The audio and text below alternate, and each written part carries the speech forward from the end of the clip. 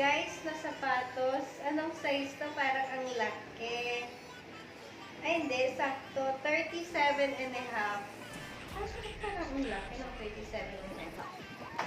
Ibig sabihin kung 37 and a half sa akin to or kay Janet. Pero sa kasyang-kasya sa akin, guys. So, kasyang-kasya. Kita niyo, guys. Ayan. Kasyang-kasya, guys. Ang ganda, Puma. Alam na. Kung gusto ng anak ko, ayan, pagbibigyan ko. Pero, hiram-hiraman na lang kami dalawa.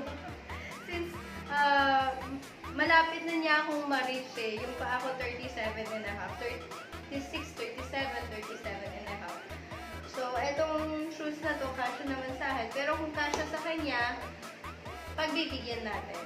Sa kanya na lang to, hiramin ko na lang kapag gusto kong hiramin. Ayan. So, the other pair is here. Ayan. Ayan. Puma. Soft foam. Optimal comfort. Ayan.